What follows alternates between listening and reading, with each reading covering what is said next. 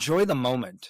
I'm very goal oriented, I think, and I was always looking at what's next. I had a lot of fun with it, but I wish I would have absorbed that more than just thinking about, all right, what's next? From cornfields to high-rises, office to industrial, houses to hotels, and every other asset class in real estate, we cover the people, the projects, and the profit.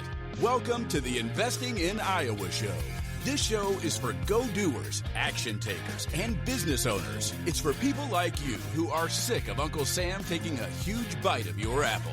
If you're looking to get ahead of what's taking place in Iowa, learn who is doing what and how you can get in on the action, you're in the right place. Hosted by Neil Timmins, an Iowa native who has been involved in over $300 million in real estate right here in Iowa.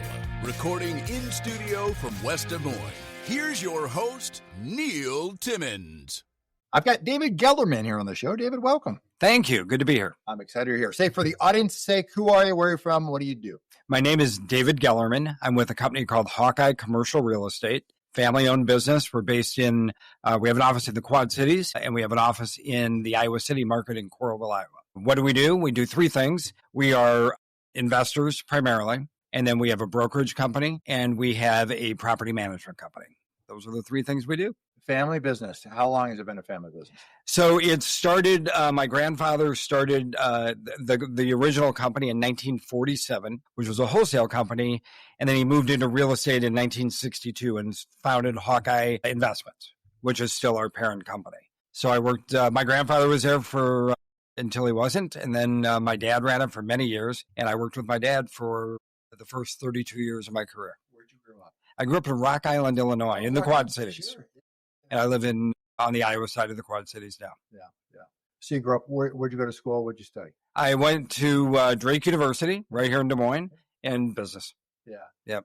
And then it was a foregone conclusion you were going to be in the business? It was. And I just always sort of wanted to. I worked in the business every summer and it was what I always knew I was going to do. When I graduated from college, my dad gave me a big hug and said, "You have 2 weeks. I'll see you 2 weeks from Monday in the office." And I that's where I was. I took a different approach with my own kids. Yeah, it was just kind of always a foregone conclusion, and I've never regretted it. 38 years in August I've been in the business. Do you have siblings? I do. I have one sister who's about 2 years younger than me. She is not in the business. She is an owner in the business. She owns stock, but her husband, who she dated, went to the University of Iowa, dated her husband, and he joined us before they got married, right out when he graduated from Iowa, and he's been there 34 years. And he is my day-to-day operating partner. I'm the CEO of the company. He's the president of the company. Wow. Incredible that you're able to make that whole thing works. That has been a really good, both personal and professional relationship. Everybody should have it that easy. Yeah. Tell me, how have you been able to get it to work?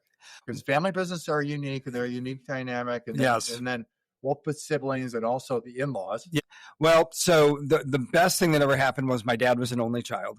So he worked for his dad and then he wound up with the company. My sister and I have always got along very well. I love her husband. Again, we've worked together 34 years. What really makes it work is we both have a style of trying to reach consensus. I don't think in 34 years he and I have ever gone at it on a decision.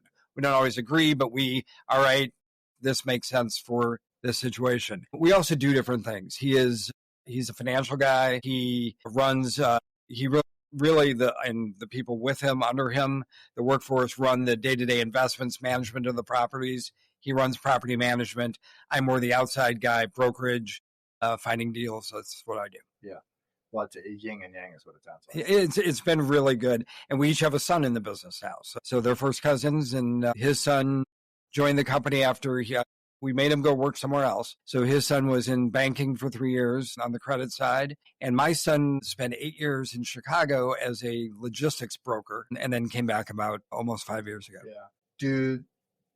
Does your son and his son follow what it is that you do? Pretty much. Those personalities? Yeah. His son is a property manager, but very much more the financial numbers mind. My son is a broker and very much more the deal-making mind, the sales mind, and they also work together very well so far. Take me back to the beginning for you? You leave Drake, you get your 2 weeks, you're going in. What'd you do?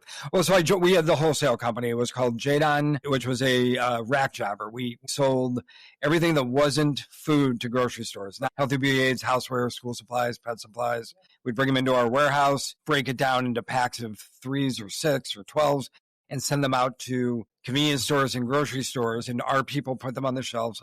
Way too much non-real estate detail.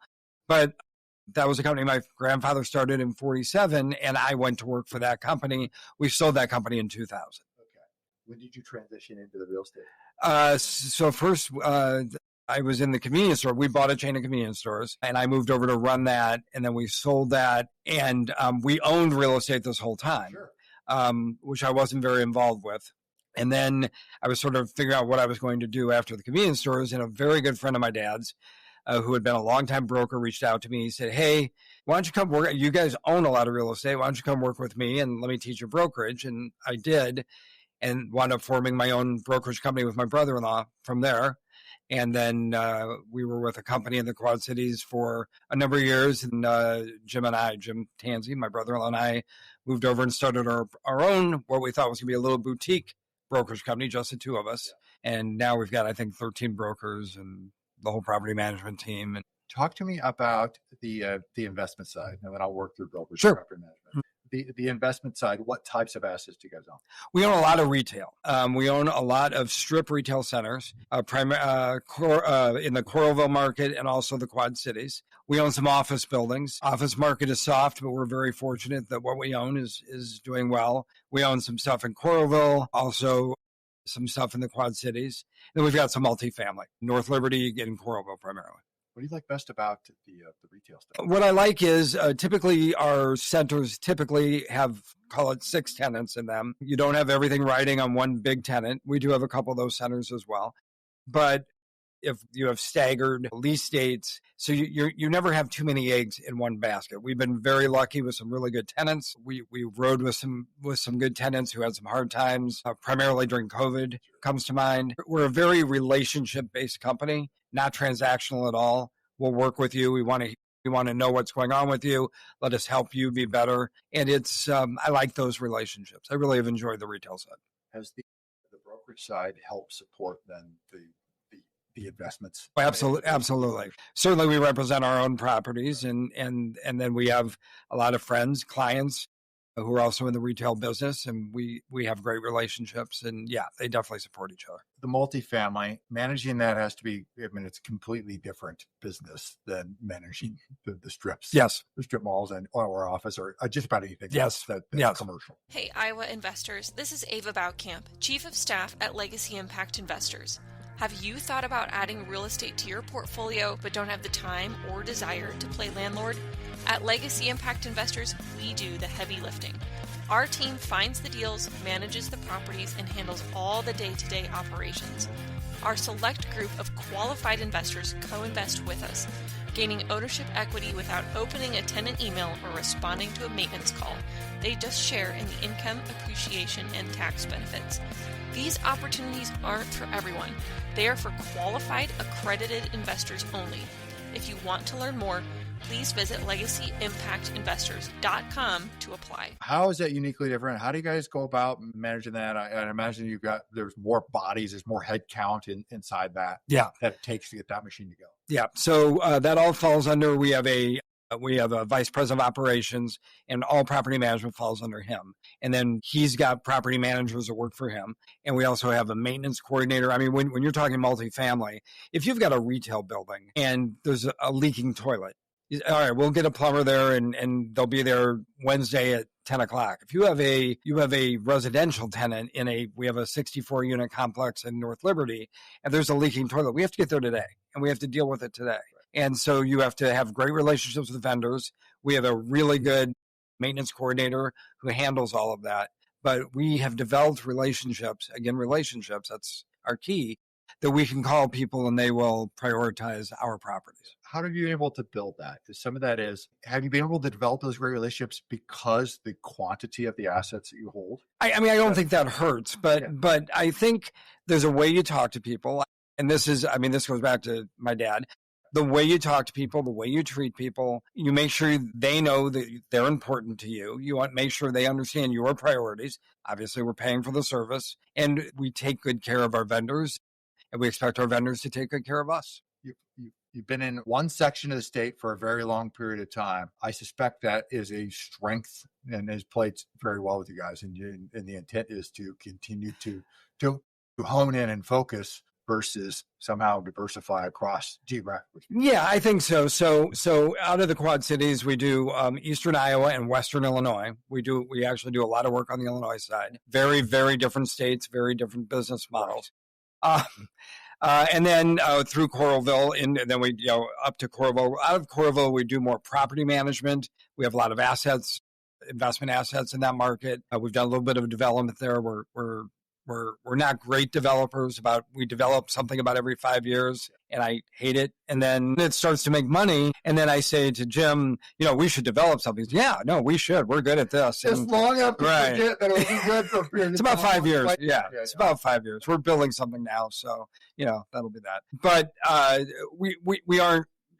We're always trying to grow the business, but we don't have any grand schemes about moving to the center of the state or the west of the state, or we like to build around our key areas. We're not interested in getting a lot bigger. We're interested in getting better, and of course, we're always interested in finding the right investment product. Yeah. I'm always interested in finding more investment product. Does better lean into better investment product and then shedding some of the portfolio that may not We don't establishing a different standard for what that would look like? We don't shed much. We have in the past. I feel really, really good about our portfolio right now.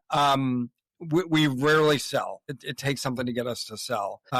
We made a move a number of years ago in the early part of the aughts, right? The 2000 aughts. We moved out of some of our older multifamily and rolled into some more retail, and now we're moving into some more multifamily. But we're not shedding assets, but we are looking to add assets. And we do that really thoughtfully. We don't add a lot at a time. We don't take on a lot of debt. We run a very tight debt ratio. So we're very careful about that. You bring outside investors in, or is this really short? It's really, at this point, no, we would. We've talked about it. We've looked at it, and we're actively looking at a couple of partners, but typically we've operated without partners. When you are looking to acquire something and it's a better asset, what does that look like? And I'm wondering if you're attracted to the commercial side or the residential side, meaning the apartments, one way or another, and why? Yeah, it probably it winds up being more the commercial side. And why? Because with cap rates where they've been, I mean, we've been more successful there of late. We will see I like multifamily, and I say that as a guy that doesn't have to manage it. Yeah. Right. And again, I'll call out my brother-in-law when we're sitting in a meeting, and I say we should buy more multifamily, and he's oh yeah, we should, but you get to be there to sign it with everybody, and then we manage it. So I like multifamily, but I think we have had more luck with the commercial and finding stuff. And what it looks like is good tenants, good location, location. We're always looking for the right location for a good tenant mix. If there's some blue sky that we can add something to that, we don't mind that. But we don't. Again, we're very thoughtful about it, and maybe it's 1 or 2 properties a year. Not many businesses survive as long as yours have. Certainly in a family business. Mm-hmm. What's the key? Maybe it's seems like you have a longer time horizon than an average investor. Right. Give me some color. Okay. So I think a couple of reasons we've survived, and one I'd like to think thrived a little bit is, again, the way we handle debt. We have a number we don't go above as a company. On any given day, we don't have more than 50% borrowed ever. I mean, we're lower than that today. So that helps with survival. It's easier to get to sleep at night when you're not highly leveraged. I think a big key is I'm going to lean on relationships, both mine with my sister and my brother-in-law, mine with my relationship with my father. and then my sister and my brother-in-law. And our relationships with our brokers, we really, it's very trite. Everybody says a family. Our company, Hawkeye Commercial Real Estate, we call it the Hawkeye family. And we really embrace not only the brokers and the property managers and the CFO, but their families. I know what their kids are doing. I know what sports their kids are in. I know how their kid did in the track meet on Friday night. That matters to us. Relationships matter. And I think that helps some people want to come work with us and be part of that team. And I think it helps us maintain a really good culture within the company. Was that set by your father, or is it just innate in you? Just always been that way? Maybe it's innate in him. I think a little bit innate in him. Yeah. I think it's certainly, innate in me. And I think we just have it's a fun place to work, not always a stress-free place to work. We laugh a lot, we have a lot of fun, and we're very serious about our business. If you're a house flipper, execute the burst strategy, or do double closings and are in need of money, Little Guy Loans is your go-to lender here in the Des Moines area. Time is money. Loan approvals in 24 hours. Closings in 5 days. Little Guy Loans was founded by Neil Timmins, an investor just like you. Since he has been in over 10,000 homes in Des Moines, there's never an appraisal. Houses, multifamily, and commercial property loans up to $1 million. Check out www.littleguyloans.com. What's your vision for it? My vision is to continue to grow the investment side. I'd like to grow the brokerage side as well. And coincidentally, also, I'd like to grow property management. Yeah, what are the odds? I'm fortunate that I have a son that came back to join the business, and I have a nephew that came back to join the business, and they're fourth generation, and that's really cool. My vision is that when I decide to hang it up, which is not coming soon, but when I decide to hang it up, that the company that the next generation has is stronger than it is today. I was fortunate to be handed a pretty strong company, and I think it's grown. I know it's grown, and I know it's in good shape. And it's a vision that we take care of our people, that our people feel valued, and that we keep the company on very strong footing. We're not big gamblers. If the day ever comes where you sail off into this, what will you do if you don't do this? Meaning, yeah. What's that day look like? I think professional dancing. No, because I think obviously. You have incredible plot. Oh yeah, thank you. I don't know that I'll ever not do some form of this. My father passed away when he was 80 years old, and although he had not run the day-to-day for the company, we had passed that along, and I was along with my brother-in-law. We were in leadership. He still had an office. He came in when he wanted to. He would come in and read the Wall Street Journal. He still saw the numbers every month and gave me his opinion of the numbers every month, and then traveled with my mom and did what he wanted to do. And I think my vision is I'll probably never fully leave because I really love it. But my wife and I just returned from 2 weeks in Italy, and I think I will be continuing to do more of that kind of stuff. As you look forward to 2026, what are you most excited about? We are completing a project in Coralville right now, adding on to a really good center that we've owned for quite a while. We're adding a tenant. We're building a building for them. That will be done in 26, and getting them in there. There's some exciting opportunities, both on the brokerage side and on the investment side coming up in 26. And I'm pretty excited about what's coming. More optimistic looking into 26 than you were a year ago looking to 25? Yeah, I think so. I think, in 25 coming, there was an election. There was a lot of inflation. Interest rates were, although still historically low, we were in a different interest rate environment. And so I was not pessimistic at all. I am probably more optimistic about 26 right now. If you had one piece of advice for your 20-year-old self, what would it be? It would be enjoy the moment. I'm very goal-oriented, I think, and I was always looking at what's next. I had a lot of fun when I was 20. I did have a lot of fun when I was 20, but I wish I would have absorbed that more than just thinking about, all right, what's next? 2 books that changed your life. Wow. The 7 Habits of Highly Effective People by Stephen Covey. Yeah. Read it when I was in college, and still refer back to that book, still love that book.